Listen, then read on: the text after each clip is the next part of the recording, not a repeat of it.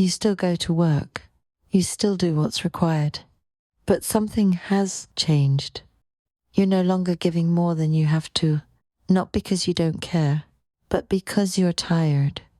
Tired of pushing. Tired of feeling drained. Tired of giving energy that doesn't come back.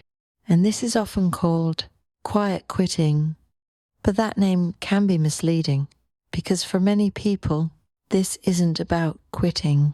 It's about protecting what's left. Why it happens. Quiet quitting doesn't start suddenly. It builds slowly. Too much pressure, too little recognition, no sense of control, or simply a feeling that what you do no longer belongs to you.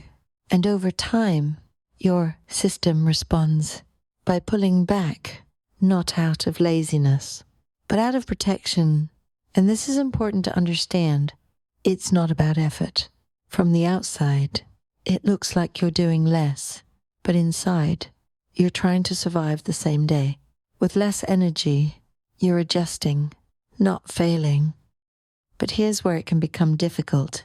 If you keep pulling back without direction, you start losing connection. Don't disconnect from yourself. This is the quiet risk, not the job itself, but what happens inside you. You stop caring, not only about work, but sometimes about everything, and that's when it becomes heavy. So the goal is not to give more to your job. The goal is to stay connected to yourself, even while doing something you don't enjoy. So what do you actually do when you don't like your job, but you still have to be there? You don't push harder. You become more intentional.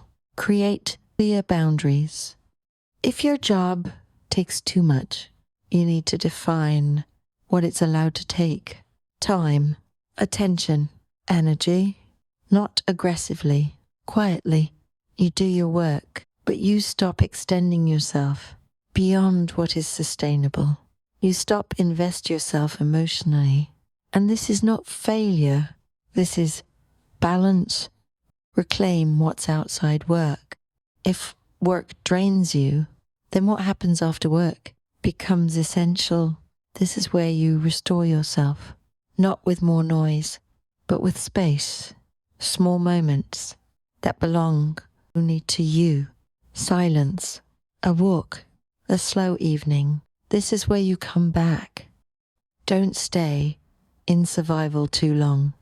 Quiet quitting can protect you, but it's not a place to stay, because over time, it creates a different kind of exhaustion, not from doing too much, but from not moving at all. And this is where something needs to shift. Have a quiet plan. If you're protecting your energy, it matters where that energy goes. Not everything needs to change today, but something needs direction. Maybe it's finding a different job that feels more aligned. Maybe it's staying for a while to save enough to leave with stability. Or maybe it's starting something small on the side, something that slowly grows until it can support you.